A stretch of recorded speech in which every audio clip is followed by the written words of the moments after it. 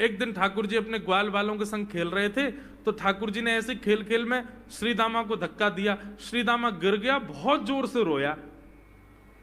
ठाकुर जी बोले, अरे भैया शांत है जा, लग गई, अरे ठीक है अब शांत है जा, लेकिन श्रीदामा शांत नहीं हो गए। ठाकुर जी बोले, तुम कैसे हो? गोकुल में रह में हम, गोकुल को मतलब है जहां हर घर में 1000 गैया, उसका नाम है गोकुल। इतनी गैयान को दूध घी दही सब हमारे घर में होवे, अरे खा पी के ने बढ़िया अपनी शरीर को बनाओ, खेल खेल में लगती रहे, इतनो रोवे को कहा मतलब है? तो श्रीदामा क्रोध में भर के बोला, तू तो राजा को बेटा है लाला, तो को मक्खन खावे को मिले, घी खावे को मिले, दही पीवे को मिले, हम लोग तो बेचारे गरीब ब्रजवासी हैं, हम लोग जितनो दूध घी दही बनावे सब कंस के लोग ले जामे हमारे यहां से।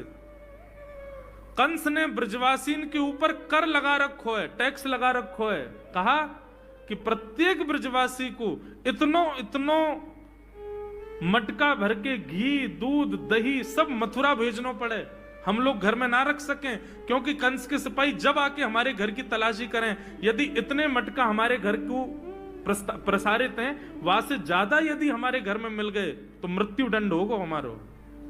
कंस ने पूरे ब्रजवासियों को कह रखा है कि हर घर में 4 मटकी से ज्यादा नहीं होनी चाहिए, उससे अधिक आने वाला दूध घी दही ये सब मथुरा भेजना है। और यहां हर ब्रजवासी के यहां 1000 गैया, और 1000 गैयाओं का जितना दूध घी दही होता है उसमें से 4 मटकी केवल घर में रहती हैं, बाकी सब मथुरा भेजना पड़ता है। या मारे लाला हम लोगन को खावे पीवे को ना मिले, तू तो राजा को बेटा है, तेरे नंद बाबा तो कुल के राजा हैं, या मारे तो को तो खूब छूट है, हम लोगन को छूट ना है। ठाकुर जी बोले, ये बात है? बोले हाँ। ठाकुर जी बोले, मेहनत करें हम, गैया को पाले हम, गैया को घास खवा में हम, गैया की सेवा करें हम, और दूध पीवे को वो राक्षस कंस। अभी तो मैं छोटा हूं, मेरी बात कोई मानेगो नहीं, लेकिन प्रलय तो अब तक लानी पड़ेगी। और कैसे लाएंगे? बोले, राजी राजी यदि मक्खन दूध दही नहीं मिल लो तो चोरी करके खाओ, हमारो ही मक्खन है, हमारो ही दूध है, हमारो ही दही है, लेकिन अभी हम बालक हैं, हम ज्यादा कछु बोलेंगे हमारी कोई बात मानेगो ना। लेकिन ये सद वस्तु कुपात्र के हाथ में नहीं जानी चाहिए।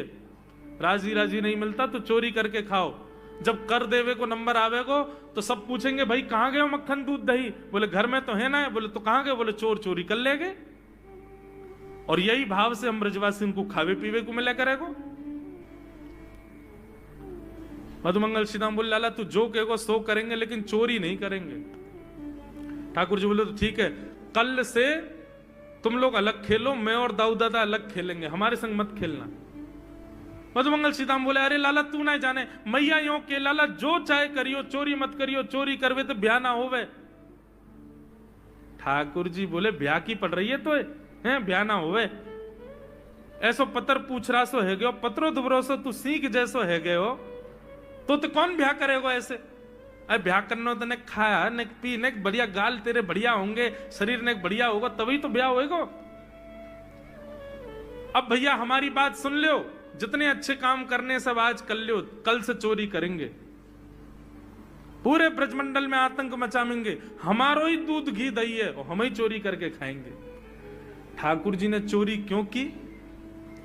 क्योंकि सारा गौरस बेवजह मथुरा भेजा जाता था, और मथुरा से कंस पूरे भारत में वितरित करके खूब धन कमाता था। इस वजह से ब्रजवासी प्रताड़ित होते थे, क्योंकि गैया के लालन पालन में जितना खर्चा होगा सब करो ब्रजवासी। 4 मटके मिलते थे, 4 में से 3 को तो बेच देते थे, 1 में पूरा घर चलता था। यह हालत थी ब्रज की। इसलिए ठाकुर जी ने कहा कि भैया राजी राजी नहीं तो गैर राजी, हम जितने बाकी की मटकी मथुरा भेजे वाली उनको सबन को तोड़ फोड़ करेंगे, उनमें से मक्खन निकाल निकाल के खाएंगे, एक दूसरे को खवाएंगे, और सब यहीं रहेगो, मथुरा नहीं जाएगो कछु भी। इसलिए ठाकुर जी ने चोरी की। सबसे पहले प्रैक्टिस अपने घर में ही कर लें कैसे करनी है चोरी। सो अगले दिन ठाकुर जी सवेरे उठे और देखने लगे, यशोदा मैया देख तो नहीं रही, और ठाकुर जी चुपचाप गए महाराज जहां पर सारे मक्खन दूध दही रखे, वहां पहुंच गए गौरस भंडार में। और गौरस भंडार में एक मटकी के ऊपर से ढक्कन हटाए करके जैसे ही ठाकुर जी ने हाथ बोर के पानो प्रारंभ किया, सामने एक खंबा था, उसमें मणि लग रही थी। आज पहली बार 3.5 वर्ष की आयु में ठाकुर जी ने अपना प्रतिबिंब देखा। ठाकुर जी ने जैसे ही प्रतिबिंब में अपने रूप को देखा, अपने रूप को देख करके ठाकुर जी बोले, हो तू भी आयो यहां चोरी करवे? अपने आप से ही बात कर रहे हैं ठाकुर जी। अरे मैंने कही तो हती अपने अपने घर में चोरी करनी है, तू दारी के मेरे घर में आगो चोरी करवे? ठाकुर जी अपने प्रतिबिंब से बात कर रहे हैं। अब गौरस भंडार में ठाकुर जी की आवाज गूंज रही थी और वो गूंजते हुए रसोई घर में जा रही थी। रसोई में मैया ने सुनी, बोले ये लाला कहां थे बोल लो है? उठ गयो कन्हैया? मुझको पतो भी ना चली, नूपुरन की आवाज ना आई। मैया दौड़ करके गई तो देखा ढूंढते ढूंढते गौरस भंडार में ठाकुर जी अपने प्रतिबिंब से बात कर रहे हैं। कितनी सुंदर झांकी है ठाकुर जी की। ठाकुर जी मक्खन पा रहे हैं। बोले अच्छा अब आ तो गयो है यहां पे, लेकिन सुन चुपचाप चोरी करके भाग जाइयो, मेरी मैया बहुत मारेगी तो को। बाकू यदि पतो चल गई तू चोरी कर रहा है तो को उखलते मान देगी, मेरी मैया बहुत मारेगी। चुपचाप चोरी कर और निकल ले यहां से। ठाकुर जी चोरी की बात कर रहे थे, यशोदा मैया ने पीछे से सुनी, लाला ओ कन्हैया। ठाकुर जी घबरा गए, मैया कैसे आ गई? हाँ मैया, कौन से बात कर रहे हो तू? अरे मैया देख हमारे घर में चोर घुसायो है। अपने प्रतिबिंब को दिखा करके ठाकुर जी कह रहे हैं, देख मैया हमारे घर में चोर घुसायो, जे चोरी कर रहे हो हमारे यहाँ के मक्खन की, तो मैया को पकड़वे आयो हूं। नन्हे से गोपाल जी, बहुत मधुर लीला। मैया हंस भी रही है और क्रोध भी कर रही। बोले अच्छा जो चोरी कर रहे हो? बोले हाँ। चल याकू तो मैं पकड़ लूंगी, लेकिन जे बता तेरे हाथ में मक्खन कैसे लगो? तू तो याकू पकड़वे आयो ना।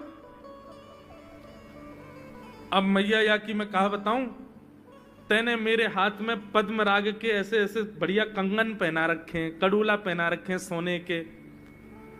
जब मैं धूप में निकलूं ना तो धूप की किरण से मुंह को बहुत जलन है जाए हाथ में।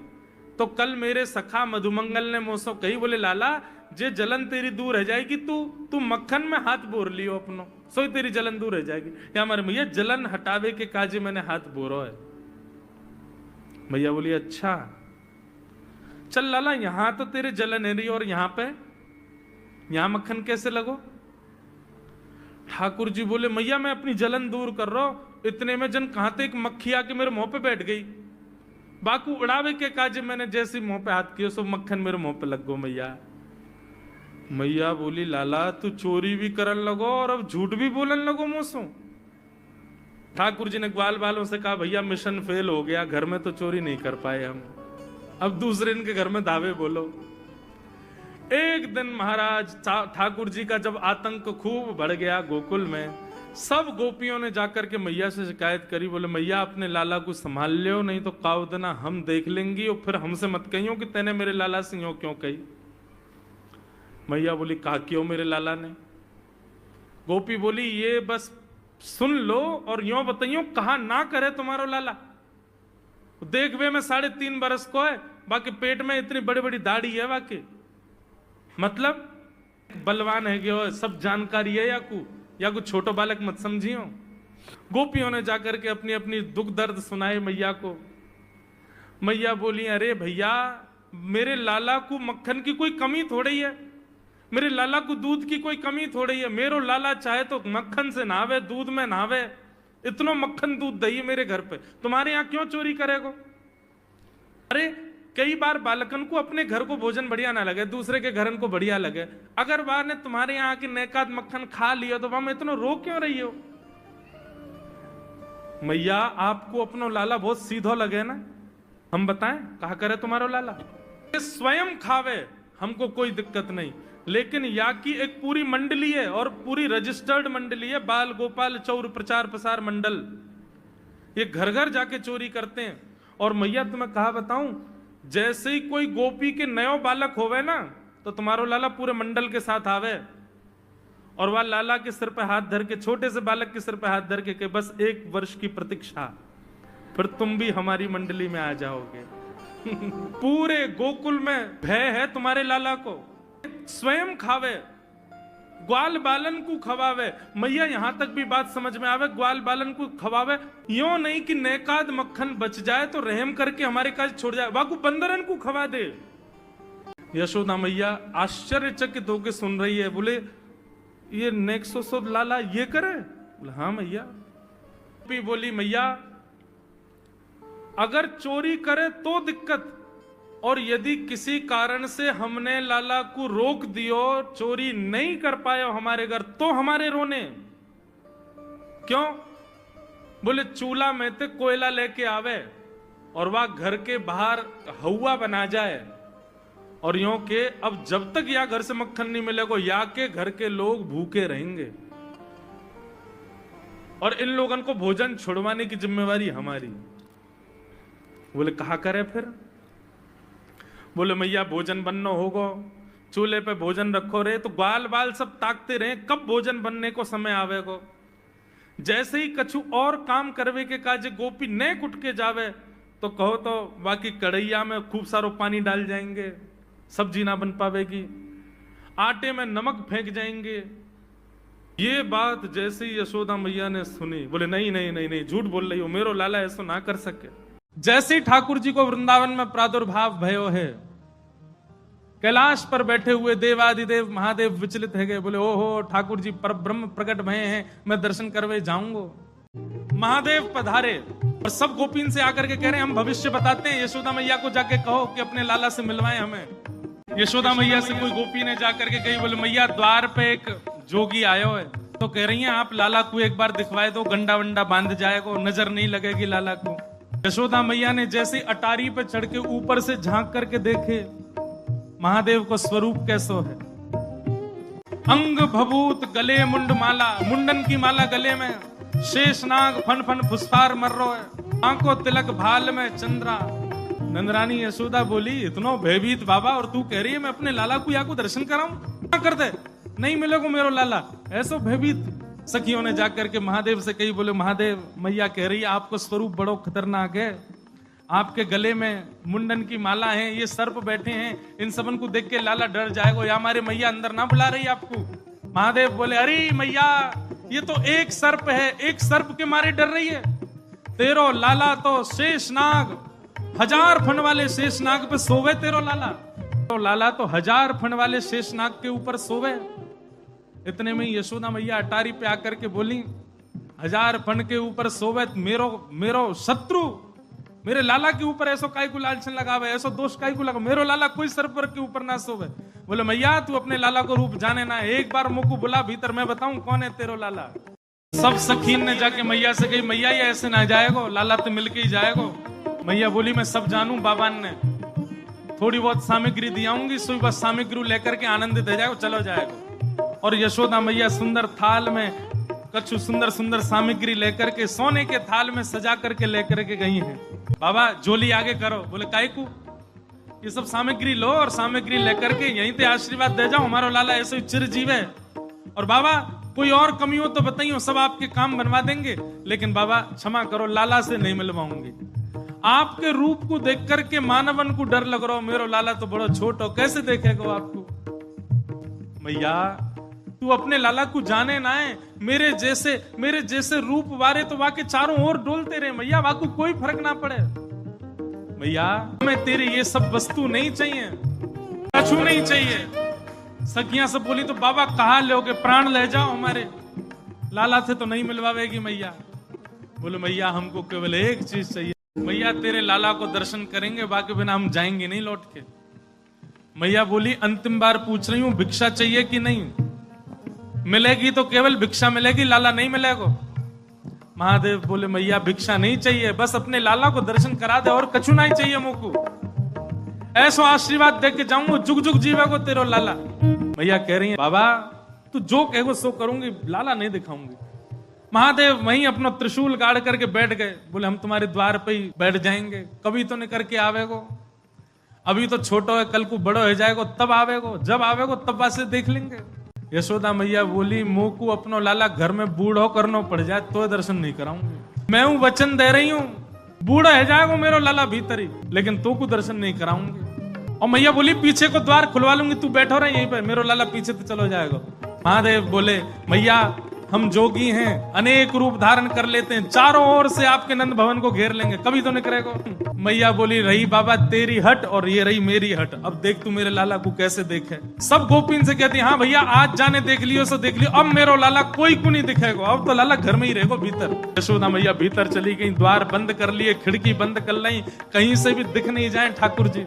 महादेव बाहर बैठे हैं, नेत्र बंद करके नन्हे से गोपाल जी का स्मरण कर रहे हैं चित्त में, और स्मरण करते हुए कह रहे हैं गोपाल जी इतनी दूर से हम चल करके आए, इतनी मेहनत करके परिश्रम करके आए, आपकी एक झलक देखने के काजे आए, कोई और कछु तो आपसे चाहिए नहीं, और आप इतने जो है का नवाब बन के बैठे हो, भीतर से निकल के ही नहीं आ रहे हो। मैया के चित्त में नेक भावना प्रकट करो, दर्शन तो कराए अपनो।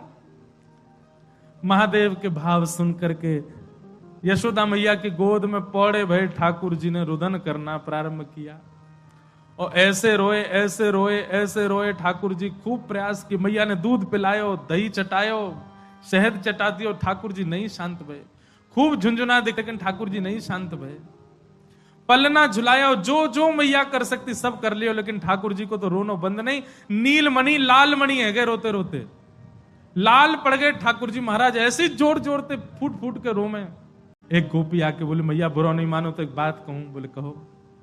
आपके लाला को नजर लग गई है, और कितनी नजर उतारवे पे ये नजर उतर नहीं रही है। अब तो कोई सिद्ध महात्मा आवे, महर्षि आवे, जोगी आवे, वही से ये नजर उतर सके। और मैया मुझे तो ऐसा लगे सुबह से एक जोगी द्वार पे बैठो है, वहां को दर्शन कराए दो। कहा पतो वो लाला की नजर दूर कर जाए। यशोदा मैया बोली जाके पहले वहां से पूछ लो, लाला की रुदन दूर कर दे तो भीतर लइयो, और वो भी दूर से देखेगो, मैं बाकू गोद में नहीं दूंगी। महादेव के पास गोपियां दौड़ी दौड़ी गई, बाबा बाबा ए जोगी बाबा चलो। यशोदा मैया मान गई, राजी है कि भीतर चलो। महादेव बोले मना कर दो, हम पे समय नहीं है, अब नहीं आ रहे हम, अब तो यहीं बैठे रहेंगे, उनकी गरज पड़े तो लाला को बाहर ले आए, अब हम नहीं आ रहे। तब एक गोपी बोली बाबा ज्यादा इतरावे मत, तू जाने ना है ब्रजवासी हैं हम, लाला अगर तेरे झाड़े ते शांत नहीं होगा तो हम पे बहुत तरीका है शांत करवे के, अवसर मिल लो चूके मत, जल्दी चल भीतर। मिलिया लाला ते। एक गोपी ने महादेव को प्रलोभन दियो, बोले अगर आप भीतर चलोगे तो मैं प्रयास करूंगी कि लाला आपकी गोद में आ जाए। जैसे ही गोद की बात सुनी सोई खड़े गए, बोले आप मेरी गोद में दोगी उनको? मैं प्रयास करूंगी, भीतर चलो। जैसे ही महादेव ने नंद भवन में प्रवेश किया, प्रथम चरण रखते ही ठाकुर जी का रुदन धीरे धीरे कम हो रहा है। जैसे जैसे महादेव समीप जाए ठाकुर जी का रुदन धीरे धीरे कम होता जा रहा है। यशोदा मैया बोली हाँ हाँ ठीक है रो, ठीक है रो, ठीक। सुनो बाबा देखे वापस चलो जा, ठीक है को लाला बाबा अब तो लाला सो गए बाहर। जैसे ही महादेव को बाहर किया ठाकुर जी फिर रोने लगे। यशोदा मैया समझ गई या जोगी नहीं कछु कियो, या लेके आओ भीतर। महादेव सामने आकर के खड़े हो गए, मैया गोद में लेके बैठी है, ऊपर ते छुपा रखे हैं ठाकुर जी, और नेक ही दिखा रही। बाबा देख लेते कि यहीं। बोले मैया ऐसा मत करो, हम बहुत दूर, हम कुछ नहीं कहेंगे आपके लाला को। बोले कहाँ करूं? बोले पलना में लिटा दो, दूर खड़ी है, जाओ हम देख लेंगे हमें क्या करना। यशोदा मैया बोली मेरो हृदय निकरो जा रहा बाबा। बोले मैं सौगंध खा रहा हूं मैया, और मैं आज नजर उतार के जाऊंगा, और तू कुछ सौगंध खा के कह रहा हूं, जब तक तेरो लाला बड़ो नहीं है जाएगो, जब तक तेरो लाला पृथ्वी पर रहेगो, मैं या की नजर उतार के काजिया के संग ही रहूंगा। तेरे लाला को कभी कोई की नजर गुजर नहीं लगेगी, मेरा वचन है मैया, तू एक बार रख दे। रोते हुए ठाकुर जी को जैसी पलना में जाके सुलायो मैया ने, पलना में पौड़े जैसी लिटाए ठाकुर जी। सबसे पहले तो महादेव ने दंडवत किया। यशोदा मैया कह रही बाबा तू तो ऐसे दंडवत करे जैसे कोई परमात्मा है। बोले मैया तू कहा जाने, तेरी गोद में कौन खेल लो है। अपनी श्रृंगी निकाल करके मुख से लगा करके जैसे ही स्वर प्रकट कियो, आहा वह स्वर को सुनकर के नेक से गोपाल जी रोनो वोनो तो भूल गए, शांत है गए। सब गोपियां सब देख रही हैं ठाकुर जी को, और नेक से ठाकुर जी के रुदन तो दूर है गयो, मंद मंद मुस्कुरा रहे हैं, मंद मंद हंस रहे हैं।